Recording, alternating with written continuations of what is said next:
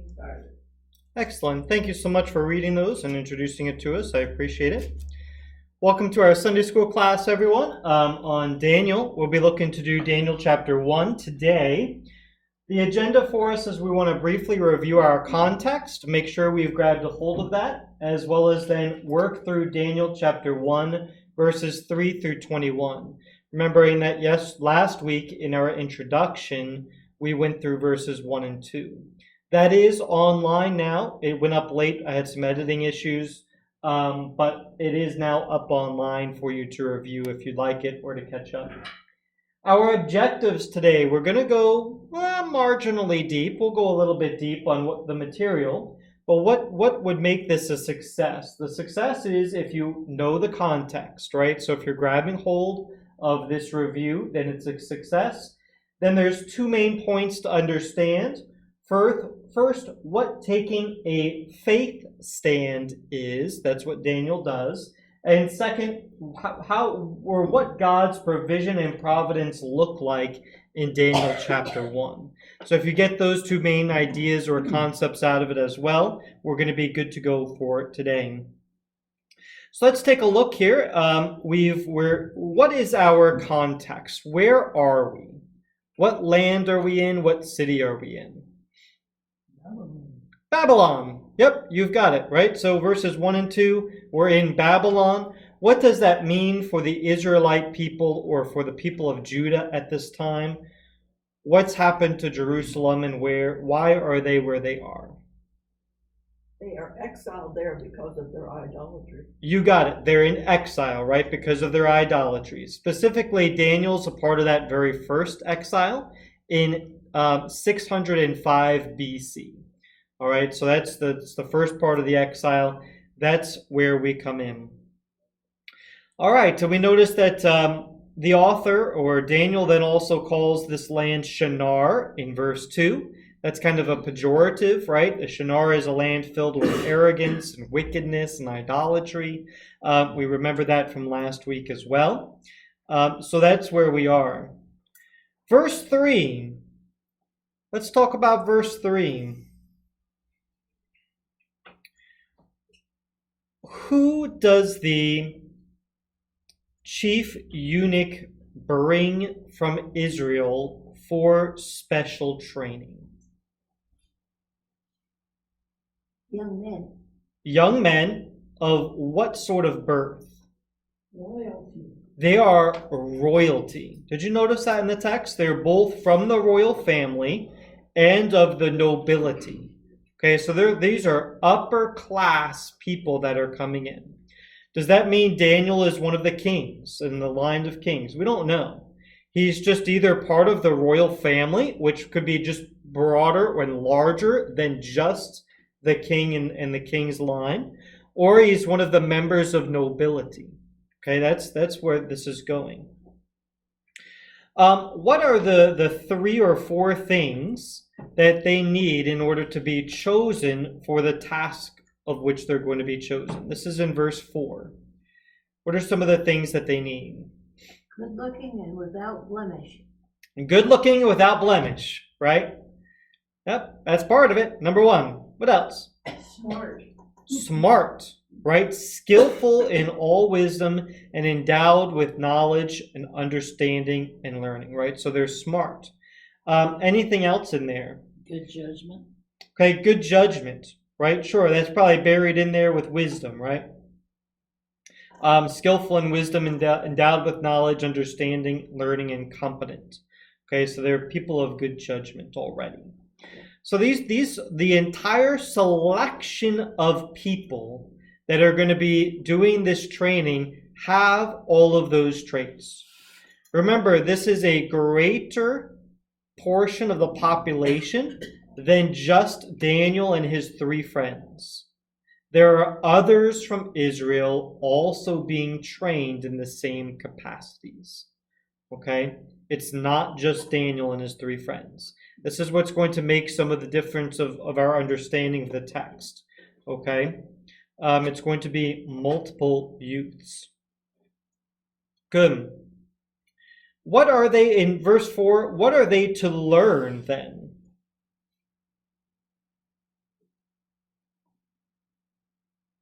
language and literature.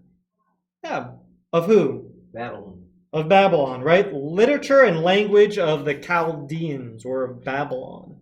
You got it. What's the point there, you think? Why would Babylon take members of the royal family and nobility, the cream of the crop, and educate them in the language and in the literature of Babylon? Why do you think that might be? It's kind of an interesting approach. I mean, you would kind of think that the conqueror would just basically try to squash the conquered people and bring them in as slaves and not really give credence to any of, the upper class or, the. Sure. It's interesting to bring them in and train them in, your ways of thinking or whatever, and then I guess it would be a way of kind of,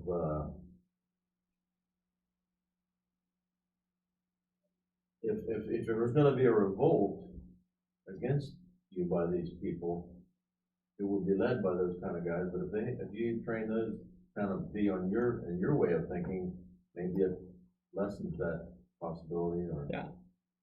Great, so this is spot on. So first we're going to just point out that it's interesting. As conquerors, Babylon doesn't just take them and smash them and squash them and make them all slaves, which is one form of conquering. Instead, what are they doing? They're going to be planting all of their ideas and ideologies into their head so that they think just alike, which is going to be a huge part of squashing any future rebellions, right? Huge part of it. Were they supposed to be teachers then eventually to the Israelites? This is not necessarily teachers, the wrong time period for that. This is going to be the leaders of the next generation. Okay, so these are the people who would have, if they went home, they would have been leaders in it. Well, if you have all your leaders trained in the ways of Babylon and they're very loyal to Babylon, then you're going to squash any rebellion. Got it. So this is the next generation of leaders. I wonder what the people of Babylon would think of that. I mean, there would be competition for these positions, and if. Sure. What do the people of Babylon think about it? It depends on the case. We're going to get into some stories where there's deep jealousy over Daniel and his friends. And so we already know right there over these positions that there's going to be conflict coming in. But there is a form of wisdom in this, right? And Jesus kind of teaches us this principle as well, but it's shaped a little bit differently now in this little proverb I'm thinking of. But what's the best way to destroy an enemy? To make them your friend. Right? And that's just framed a little bit differently, but how does God destroy his main enemies? Right? There's only two ways that he does it. One is to make them his sons and his daughters, his children. That happens through Jesus Christ on the cross, through salvation, redemption. He takes them and makes them his own. Or he absolutely obliterates them, right? He's going to send those to hell. And so those are the only two ways of dealing with the enemies. And so the best way, and God's favorite way, is what? Salvation, right? That's the main purpose that he's brought Jesus for. All right, so that's a little bit of what we're seeing here. There is a little interesting historical note with Chaldeans. Chaldeans is another ancient way of saying Babylonians. Technically, they're coming from the same region, but they're not the same people. And so when Old Testament uses Chaldeans, there's always associations of magic and divinity, or not divinity, magic and divining with them. The Chaldeans are the magicians within Babylon. Okay? So when they're going to be trained in the literature and language of the Chaldeans, part of that is becoming like a magician or a diviner.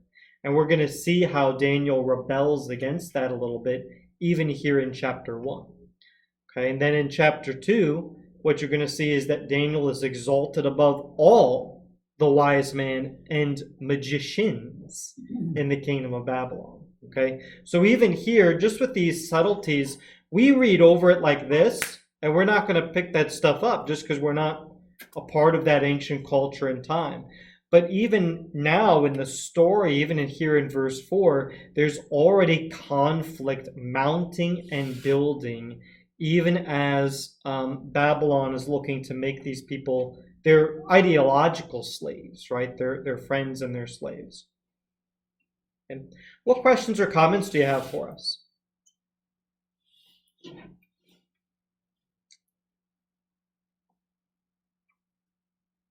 All right, let's move verse 5.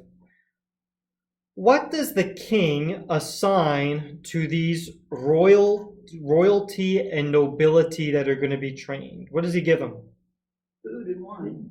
Food, wine. From whom? From the king. From the king. Notice that specific. The king assigned them a daily portion of the food that the king ate. What kind of quality food is that going to be? The best. The best. What does it mean to share in a meal 2,600 years ago in Babylon? It means something a little bit different than today. Taking part in sharing the food would have been a sign of friendship and even of covenant making between the two parties. Okay, a sign of covenant making between the two parties. And so what are these people doing who are eating the king's food? Actually, by eating the king's food, they're going to be basically pledging allegiance to the king of Babylon. Okay, where else does that happen? Well, you could take a look even like in Genesis chapter 39.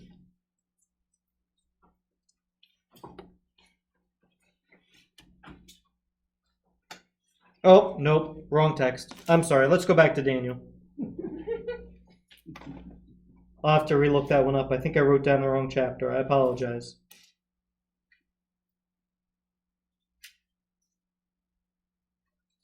These mistakes do happen from time to time. Okay. So where are we? We are in verse 5. We have the daily portion of food that the king ate. We talked about the covenant nature of that. How long were they going to be educated for? 3 years. 3 years. All right. And then they were to do what? Stand before the king. They were actually to serve the king.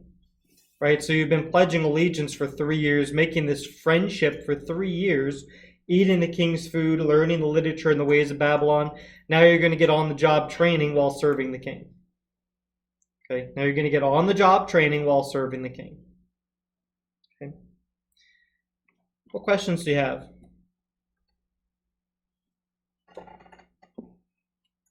It's only with that background that we then are introduced to Daniel, Hananiah, Mishael, and Azariah of the tribe of Judah. Verse 6.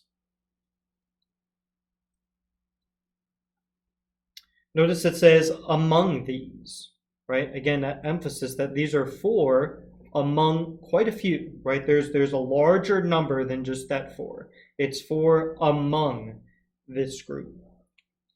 Does anyone want to know what the names mean? We can do it. We can go there. We don't have to. Seeing one head nod yes. All right, let's talk about the names. The Hebrew ones, I'm going to be using Golden Gaze commentary for. He says this: Daniel means God is my judge. Hananiah means Yah has been gracious. Yah being a short form of Yahweh, right? Yahweh has been gracious. Mishael is who is what God is. Who is what God is, meaning this: who is like God? No one. Right, that's the implied answer. And Azariah means Yah has helped, or Yahweh has helped. Right, that's the idea. Yahweh has helped. So those are what their Hebrew names are. I'm going to be using Joyce Baldwin for the Babylonian names. Belteshazzar, which is Daniel. His name's going to mean may blank protect his life. Basically, the implication there is may a god protect his life. Okay, interesting. It can also mean if Bel is referring to the wife of Marduk, it could also mean lady protect the king. Probably the first one's more accurate. Okay. Shadrach means I am very fearful of God. Shadrach means I am very fearful of God. Meshach means I am of little account. Azariah means servant of the Shining One. Servant of the Shining One. Now, Shining One can also mean Elohim.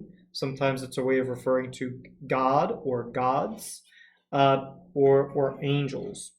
And so Azariah there means servant of the Shining One. Questions or comments? I'm going to pull us back just real quick. Remember our objectives. We want to know the context. The context primarily is we're in exile in Babylon. Now we're going to get into the main two objectives. Remember, all these details are really great and good, but you don't have to learn them all. What we want to understand is the faith stand and God's provision providence in Daniel 1. And here's where we're now going to get into those two concepts. Specifically, verse 8 and on. Verse 8, what does Daniel decide to do? Not defile himself with what? King's food and the king's wine. Okay. Understanding the ancient context of what partaking of a meal or with the same food as somebody else means, what is Daniel doing here? He's rebelling in his own way. That's exactly what he's doing. He's saying, no, I am not going to pledge allegiance to the king of Babylon. I am going to remain free as I can be, so that I might serve God. This is about who we are in covenant with. This is the best explanation for it. There's about 8 different ways to try to get at this, including going back and looking at the unclean and clean foods in Leviticus and all sorts of things. But really, none of them match. This is the best explanation for what Daniel's doing. He's saying, look, I'm not going to pledge allegiance to the king of Babylon. I am for God. And so he sets terms for what he will and will not accept from the king. What will he accept from the king on his plate? Vegetables and water, right? Basically the minimum that he can do. Okay, he has to survive some way. Vegetables and water is going to be what provides for him. Was there also a possibility that the king's food would be food that Jews were not allowed to eat? It's a possibility. That's one of the ways they try to get at that. So, for example, pork was going to be highly prized in Babylon. Meat of that sort, but the king would have had all sorts of things available to him. And so going off clean and unclean foods is really difficult here because the text doesn't say, well, he was serving pork. You know, the text doesn't say, well, he's serving, well, the text just says he doesn't want to defile himself.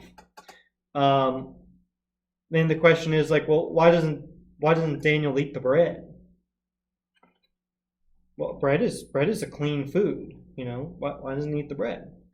There's only very short times of the year where they throw out the leaven, right? They throw out the feast of unleavened bread and that sort of thing. All the other times of the year, he's allowed to eat bread. So why can't he drink the wine? The wine is clean. He would have had wine back at home, right? So why? So that's the issue with going in that direction of looking at clean and unclean foods, is it doesn't quite line up with what he actually does. So that's why we usually take this different route and say it's actually more about the covenants. It's about who we're pledging allegiance to. Yep. Thank you for the question. Any other questions or comments?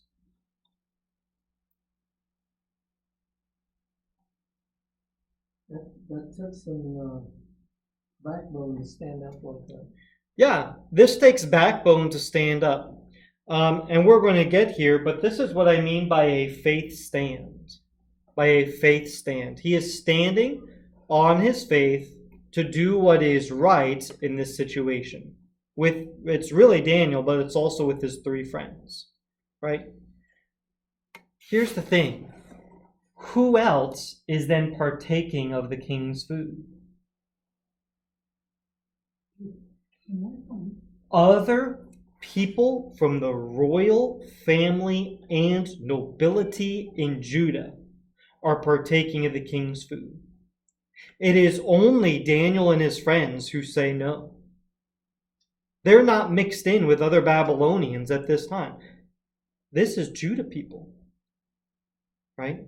Now, Judahites would have been followers of God, right? Or unless they were idolaters or something like that. And yet they so readily capitulate. What's the big deal? We're going to be eating the food. What's the big deal? We're going to be serving the king anyway. And Daniel takes something and notices, you may not think this is a big deal, but it's a big deal and we need to stand on our faith against it. Over what? Over the king's food. God always has a remnant. God always has a remnant, right? The remnant is talking about there's always at least a small group of people, and small group can mean different things. A small group of people who are preserved to worship God. So one of the texts that you go to for a remnant, for example, remember when Elijah has the competition with all the prophets of Baal up on Mount Carmel? Okay? I never know if I'm pronouncing that word correctly. You have to excuse me. I think it's Mount Carmel, right? Yeah. Okay, yeah, Mount Carmel. Afterwards, he gets depressed and he runs out in the desert and eventually makes his way to Mount Sinai.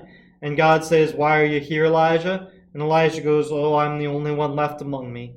And God says, "No, there's 6,000 in Israel whom I've preserved from bowing the knee to Baal." It's a remnant within Israel. Israel was capitulating, but there was a remnant within that remained faithful to God.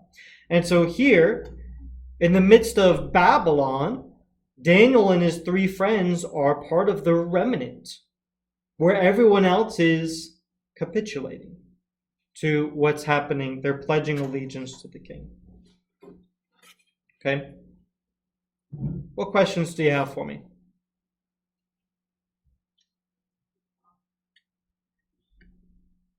All right, let's move on then. Verse 9. I'm sorry. Let's back up here. Verse 8. Who does Daniel ask for help? Chief of the eunuchs, right? A eunuch was going to be somebody in the king's administration that were capable and able men, but they would have lacked a tremendous amount of ambition, which means they could help the king in all sorts of ways. Okay, that's why they make them eunuchs. Okay, so we asked the chief not to defile himself. Why doesn't the eunuch behead him then and there? Verse 9, what happens? And he found favor in his eyes. Interesting. Yeah, it's not just that Daniel found favor in his eyes, and God gave Daniel favor and compassion on the side of the chief eunuchs. What are we talking about? A faith stand around something that everyone else is saying is no big deal, but Daniel says this is a big deal and I'm not doing it. And what do you immediately see? God steps in, even on such a small issue, to give provision and providentially controls the situation here in Daniel 1. It is not just that Daniel was great, but God gave Daniel favor and compassion in the eyes of the chief eunuchs. Now, What does the chief eunuch say back to Daniel? He's gonna get in trouble if he does this. Yeah, I fear the Lord my king. Right? I'm going to get in trouble if I do this. What happens if you end up in a worse condition than the other students? All right? What does he say at the end? So you would endanger my head with the king. Right? So the eunuch is not going to take off Daniel's head, but nor is he willing to risk his own head. What's fascinating here is Daniel does not give up. What happens in verse 11? Who then does he go to?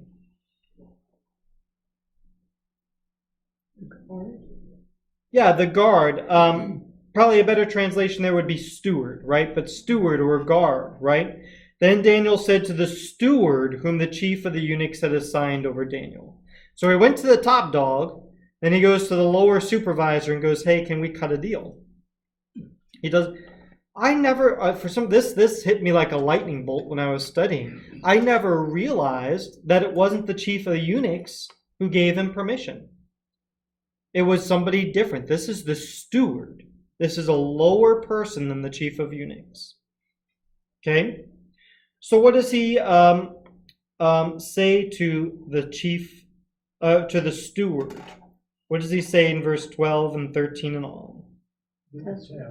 Yeah. Hey, can we test? Test it for 10 days. Why 10 days?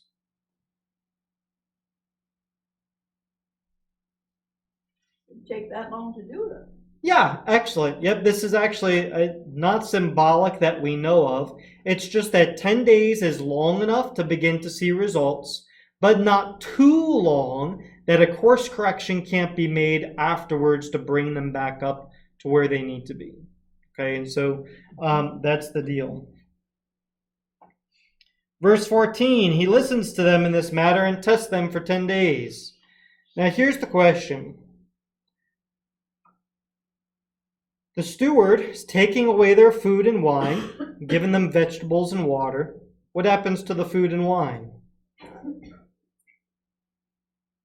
Maybe the steward eat it. Bingo. Yeah, that's right. Maybe the steward ate it. Yeah. That's what we actually think, right? The steward is getting very rich quality food in exchange for the food that he's passing out to them. So it was a Okay. good deal. Yeah, so it's a good deal for the steward. Okay. You know what that is? God's provision and providence. You know, we sometimes like to elevate things out of the way that humans generally work. But often God works through the way that human beings work. And here he's organizing it, and the steward's patting his belly every night. Right? Maybe the steward and a few friends patting the belly at, we're eating the king's food. It's delicious. Right? Sure, we'll give you vegetables and water. All you want. Right? That sort of deal. Okay? Now, we also get to see more of God's provision. Verse 15. What happens? They were better looking and stronger.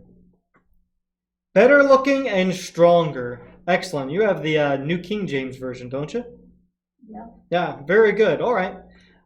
Mine is interesting. It says they were better in appearance and fatter in flesh. Right? Now, I mean, those strength and fatter in flesh, that might go both ways. Who knows? But generally speaking, people who eat large quantities of meat, guess what happens?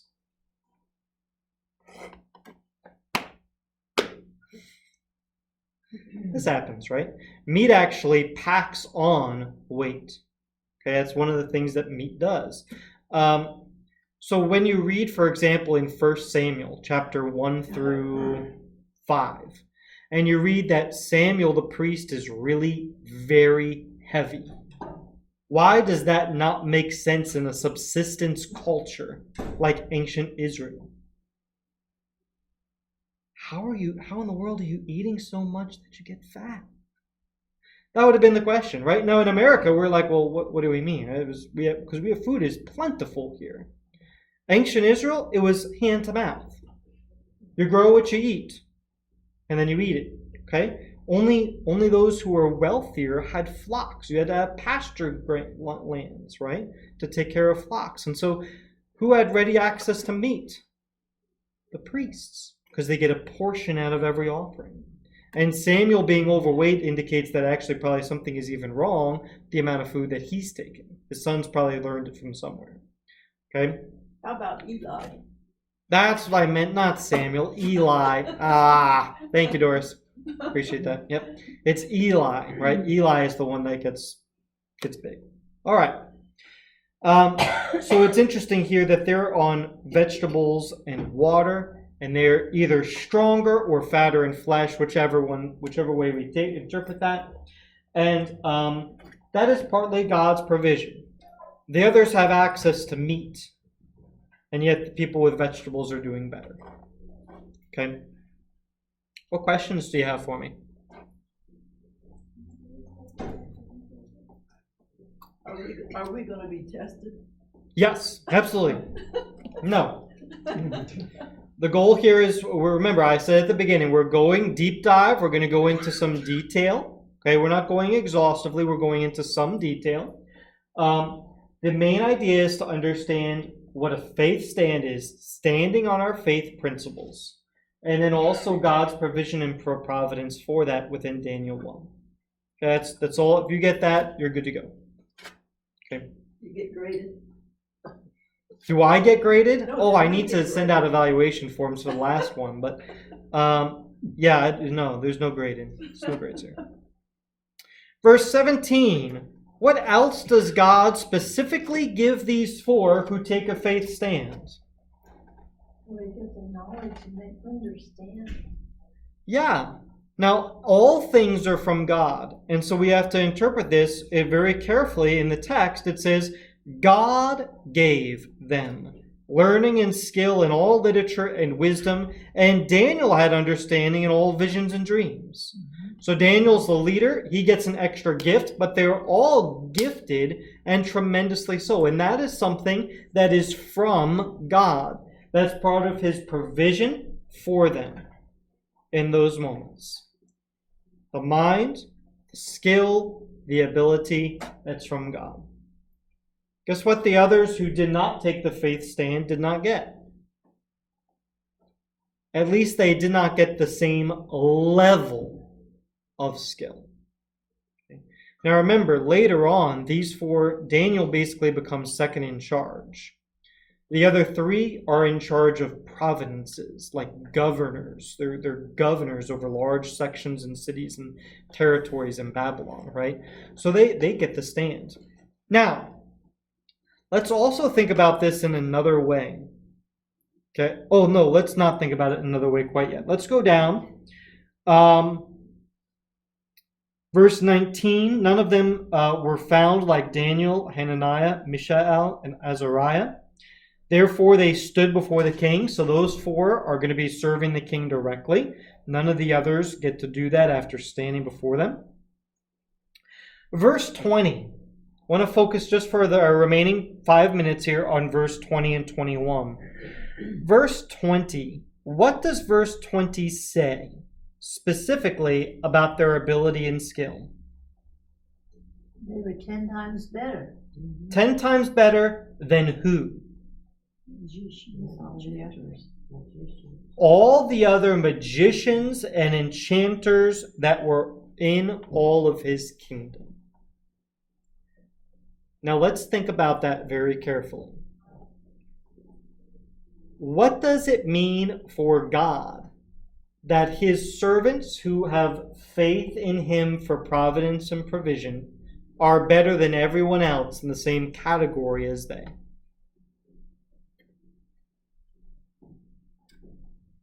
God's people are successful. Means God's people are successful. Let's bring it one more notch up because we want to specifically talk about God. What does it mean about God that God's people are successful? God provides. God provides. God gave it to him. Specifically that God is better than all the other gods. He's the king. Remember, other magicians and enchanters would have been worshiping other gods and accessing other spiritual forces. This is not merely just about Daniel being better or the others being better. It's specifically about God saying, I am the king and chief God over all the other gods and deities. If you want the best advice, you come to the people that worship me. God is doing this to assert his power and authority. This is not just about human wisdom. This is a conflict between the gods. Okay? And actually, as we move on in chapter 2, and as we move on in chapter 3, we're going to see that theme again and again and again. It is not just about these servants of God. It is primarily about God and him being exalted. Okay? Primarily about God and him being exalted. So then, in those times, even the Babylonians would have, if somebody was successful in something, or if there was one man or group of men who stood out among others, they would naturally just say, well, their God, the God they serve must be more powerful than the God these others serve. I mean, even throw out Daniel and the other Judeans. Would that have been a common thought?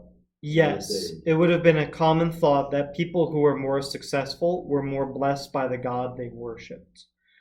So are they gonna, will it be a thing of where the Babylonians will look at these Daniel and his friends and say, they're, we gotta have to recognize their God as being very powerful then. It gets to the point where Nebuchadnezzar and then the kings following Nebuchadnezzar, specifically the Persian king, I believe, do actually worship God. They exalt God to the supreme position. Now, they don't do that for long, but they do note that. How much other Babylonians did, that's up for grabs as a question. But that was a kind of a common thought. Yes, would have been a common thought. Yep. Just like the thought where the struggle with the people of God would have been, how in the world are we in exile anyway? Because our God's the chief God, right? So, but yes, here there's this sense of God is asserting his dominance in a foreign land, in a foreign power, away from his people and away from his temple. Right? He is asserting that, yes, indeed, I am the God of the whole earth. Yeah. Right? But they were in captivity because they turned away from God. They were in captivity because they turned away from God. That's right. And you'll see that, again, the best place for this is like Jeremiah chapter 45 or somewhere around there. Towards the end of Jeremiah, you'll see very clearly Jeremiah telling the people, you are in exile because you committed idolatry. And the people say, no, we were defeated because we stopped worshiping our idols. And let's just go there real quick. We got to end this class anyway. So I'll go there. I'll find the text for you. It's just such a clear example of the competition. It's Jeremiah chapter 44. And at some point, just read all of it, right? But here's an example. Jeremiah is speaking, verse 6. Why do you provoke me to anger with the works of your hands, making offerings to other gods in the land of Egypt where you have come to live, so that you may be cut off and become a curse and a taunt among all the nations of the earth? Have you forgotten the evil of your fathers, the evils of the kings of Judah? And on he goes. They have not humbled themselves even to this day, nor have they feared nor walked in my law, my statutes that I set before you and before your fathers. Verse 11, therefore I have set my face against you for harm, to cut off all Judah. Okay, what does he say? Jeremiah is clearly saying, you're all in exile because you all committed idolatry. Flip down to verse 15. Then all the men who knew that their wives had made offerings to other gods, and all the women who stood by, a great assembly, all the people who lived in Pathros in the land of Egypt, answered Jeremiah, as for the word that you have spoken to us in the name of the Lord, we will not listen to you, but we will do everything that we have vowed, making offerings to the Queen of Heaven and pour out drink offerings to her, as we did, both we and our fathers, our kings and our officials in the cities of Judah and the streets of Jerusalem. For then we had plenty and food and prospered and saw no disaster. Right? And they're in an argument with Jeremiah over the right way to view the course of events. And Jeremiah is going to come back and say, no, God had blessed you and then finally got fed up and so carried out the curses that he said he'd carry against you. And the people are like, no, it's because we stopped worship. This is the worldview conflict that's all throughout the prophets. It's all throughout the prophets, and it's even going to be existing in the background of Daniel. Right? So for me, I hold on to Jeremiah 44 because it explains so clearly the viewpoint of the idolaters in Judah. It's just so clear what they're thinking. Okay? So you can take that and read it over and munch on that. It's just really important. Alrighty, other questions or closing comments for us? I ran us over. Thank you so very much. Blessings to you all. Thank you so much. Bye-bye.